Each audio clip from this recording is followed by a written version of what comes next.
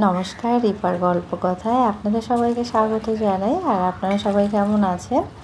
আর এই যে ছুটির দিন সকাল সকাল চলে এলাম গঙ্গার পাড়ে। আর এখানে ঘাটে একটুখানি বসে আছি। আর এত সুন্দর লাগে না গঙ্গার ঘাটে বসে থাকতে, মানে শান্তি একদম। আর এই যে সকাল সকাল মানুষরা চলে এসছে সবাই গঙ্গা স্নান করতে। প্রত্যেক দিনই আসে, ছুটির দিনেও আসে, এমনি দিনেও এলেও তখনও দেখি মানে গঙ্গা স্নান করতে সবারই মন চায়। আর এই গরমে তো আরও বেশি ভালো লাগে।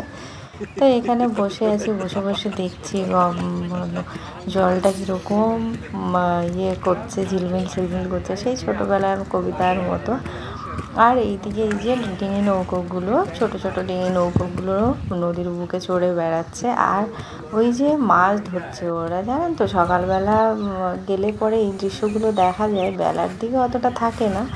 আর এই যে দুই বাবা মেয়ে এবারে অনেকক্ষণ বসা আমাদের হয়ে গেছে। আর এই যে কুকুরগুলো কিন্তু নিশ্চিন্তে হাওয়া পাচ্ছে, তো ঠান্ডা হাওয়া, কি সুন্দর ঘুমিয়ে রয়েছে ওরা, মানে ওরা শত আওয়াজেও কিন্তু ওরা উঠছে না। আর এই যে দুজন বাবা মেয়ে মিলে চললো না পা ভেজাবো।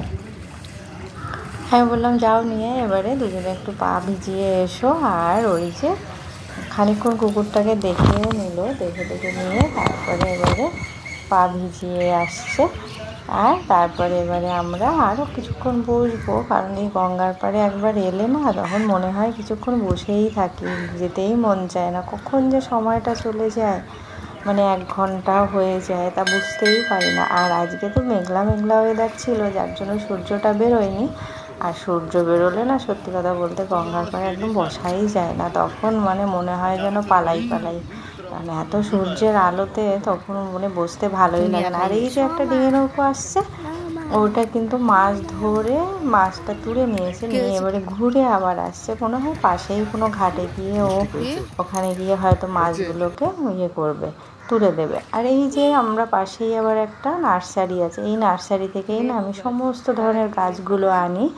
আর এই গাছ নার্সারিটা ভীষণ ভালো, ওই দাদাটা মানে বলেই দেয় কোন গাছটা কত ভালো, মানে কীরকম ফল দেবে, সব কিছু বলেই দেয়। আর ভীষণ মানে নার্সারিটা সব ধরনের পাওয়াও যায়, নার্সারিটা ভীষণই ভালো। আর এই যে এখানে একটা ছোট্ট মানে পুকুর টাইপের, পুকুর না মানে ওই ইয়ে টাইপের আছে, যে ওখানে মাছও আবার রেখে দিয়েছে। তো ওই ছোটো মেয়ে এলে পরে ওইটাকে দেখবে করে ইয়ে করে, ওর ভালো লাগে দেখতে, অ্যাকোয়ারিয়াম টাইপের ওপেন আর কি। তো এই যে মাছটা দেখে নিয়ে আমরা গেছিলাম একটা পাতিলেবু গাছের চারা আনতে। কাগজি লেবু এনেছে জানেন তো, কিন্তু তাতে কিন্তু হয় না, ফুলও আসছে না। তো ওটাই দাদার সাথে কথা বলছিলাম, ওই যে নার্সারির যে দাদাটা থাকে।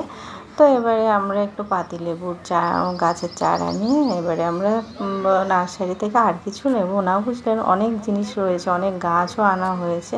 তো ভিডিওটা কেমন লাগলো?